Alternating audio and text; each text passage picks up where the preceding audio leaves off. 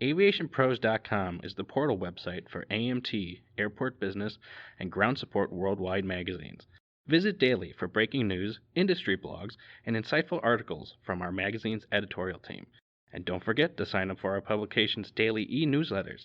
It's all at AviationPros.com.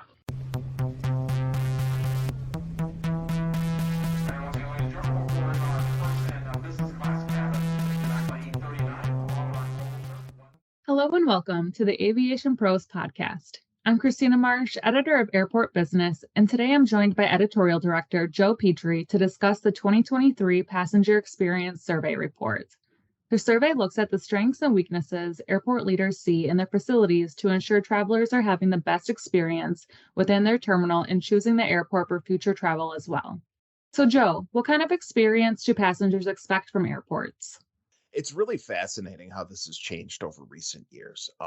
Right now, we're seeing a lot more of embrace of technology in the terminal, new ways to travel, and specifically, too, just how they're getting through a terminal for airports. And it's really fascinating because there seems to be two different motions in effect here. Where one, we're seeing from smaller airports in the United States, they're starting to embrace their smallness and the advantages that holds. The fact that you can get these passengers through in a lot quicker fashion, and that's something that they want to do.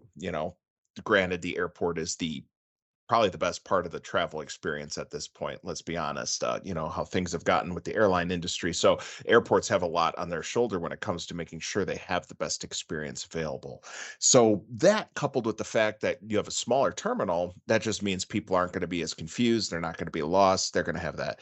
Said, there's also the additional challenge that these smaller airports are seeing when it comes to their air services that they're allowed to have, specifically that they just don't have the service that a larger hub, within an hour and a half drive may have. So it's kind of an interesting balance that they're seeing right now is how do I take advantage of my smaller size and give the passengers what they want while trying to still compete for the passengers who might be willing to, say, go to a larger hub within driving distance just so they can have a direct flight that may not be available at that airport.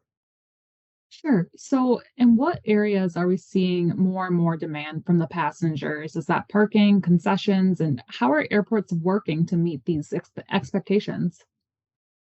That's a great question because the answer is all the above. People are starting to see a lot different ways and new technology, and as things have coming on, we're seeing it mature a lot more. Number one, fascinating enough as that we're seeing is that a lot of medium-sized airports and the smaller commercial, they are seeing more need for their parking and rental car facilities than ever before. That's somewhere where it's a low-hanging fruit for them. The parking experience is always the number one thing that's the gateway to the airport for most people that drive. Providing a seamless experience, something that's low stress, something that is easy to find a spot, something that's easy to pay, something that has lots of options, something that they don't have to walk a million miles to get to a terminal. These are all things that they're looking to address, and it's one of the top things we're now seeing as far as what they do want to address now, to try to get that. The second part that we're seeing it too is the fact that concessions is playing a interesting dynamic right now. We live in an age where there's probably more concessions options than ever before. We do see a lot of airports. Granted, it's going to be at a lot of larger airports where they're embracing a lot more local flair or more opportunities for different kind of vendors. But overall, what we're seeing is large commercial and small commercial airports overall, they're not overly excited about like a lot of the offerings they have right now. Not even a majority came close to saying that they were satisfied with their program that they had offered on concessions. At most, they had 39% that could say, yes, I see that what I offer is worth it. So how they're trying to mitigate that again and work on these challenges, whether it be parking or concessions, is technology. How can I find different ways to make things easier, be it mobile apps, uh, be it, food delivery services, which we're starting to see, and trying to find different ways that they can overcome some of these shortcomings, because overall, these are part of the whole passenger experience. Again, If you have a smaller airport, for example, that you're trying to sell it on being smaller and easier to get through, you got to make sure you have a great experience there, especially if somebody, you're trying to convince people maybe you're not going to get that direct flight, but I'm going to go ahead and give you the best experience possible while you're here. So, what kind of strain has passenger growth put on airports, and how is it affecting the overall passenger experience?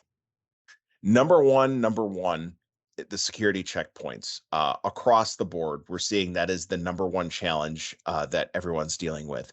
That's been the eternal struggle for the past, since the beginning of the century, honestly, since 9/11 and the implementation of TSA and stricter border crossings.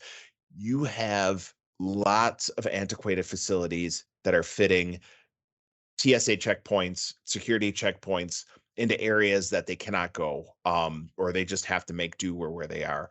And it creates a lot of headaches. And so they're trying to find ways to address this now, because this is something that has to be done over and over again, because as more and more people keep going through the terminal, the more and more of those are getting clogged. And just up there with, as much like parking is the first thing, your first experience when you get to the airport, at the TSA experience, that's going to be your next big headache, because that's where a lot of infrequent travelers are going to come through. That's where we're going to see the most stress. They don't understand a lot of the processes, or they may not understand where they're supposed to go. And so when you have more and more people crammed into those facilities, it's causing stress on them. Secondly, on that, is we're seeing overall that airports do need more space, hands down. And it's interesting because not not even close to a majority of them believe that they need to have brand new facilities, but that they can update the facilities they have. And really, what it is when they update their facilities, it's to create that more space for security. It's to create more space that you can have more gates available, which can in turn offer more flights, and in turn should hopefully grow more passengers across there and the experience overall. So, over time, we're seeing a larger and larger role that technology is playing in the passenger experience. What areas of the airport are we seeing that increase in? Number one goes back to parking. That is the number one spot that a lot of the airport leaders are saying that they want to see more of this happen, and it's the most appealing place to put it. Secondly, too, and as a side aspect of this, is that biometrics is really something that we're seeing a lot of airport leadership want to embrace now. It's fascinating. We're only about 5 years in to biometrics being deployed on a larger basis. 2018 was when and JetBlue started putting in their first program. A lot of people were hesitant about security concerns, identity theft concerns, challenges that it's going to create. How do I make sure that everyone's identity is safe? Now that we're 5 years in, we've seen it grow, and we're going to continue to see it grow. Overall, it's the top for large commercial airports. They're embracing biometrics by and far. More than half of them now want to see it grow, want to find more ways that they can handle this and build different opportunities for them. Secondly, what we're seeing too is the touchless and mobile technology for retail. Going back to that aspect, food delivery options of growing all over airports, ordering from your phone. These are all things that take care of a lot of the challenges they see when it comes to workforce. And it also comes into the challenges that they see in terms of making that better passenger experience. If I can order something before I go through security, have it ready for me when I get through the gate, that's just going to provide a better experience overall, especially for an infrequent traveler. So anticipate seeing a lot more of this. These are going to be the biggest things going forward, and especially to how can they automate some of these processes more into the future. In order to improve the overall experience for passengers, how can airports make sure their staff is properly trained? The big thing that we're seeing is that airports are pushing regular service training sessions for their staff. They're trying to understand ways to make sure that they know how to anticipate what a traveler is going to need, the challenges they might see, the questions they might get, and be able to provide the best answer to them possibly. So, number one, we're seeing is that about half of them are trying to have regular customer service training.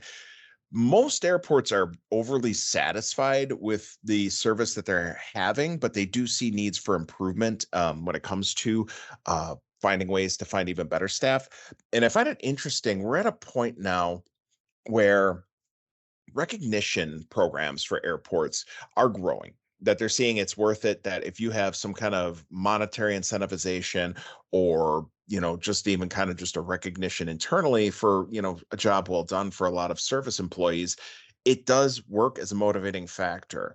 But on top of that too, is that this is something I've always found interesting, as it starts to grow more and more in transportation. And this isn't something new, it's in overall, but it is something new as far as the thinking process when it comes to airport management, is that about a third of them now are starting to screen for personality traits that are for customer service oriented people when they're hiring. It's not just about adding more bodies in, or just finding somebody that has a long resume or anything like that.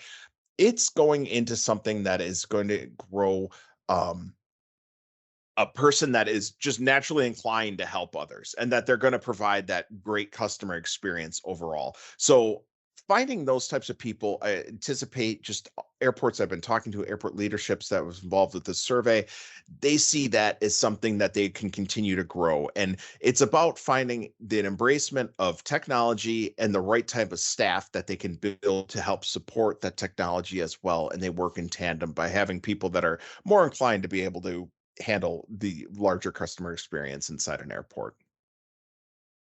All right, final question, Joe. Where can folks go for more information?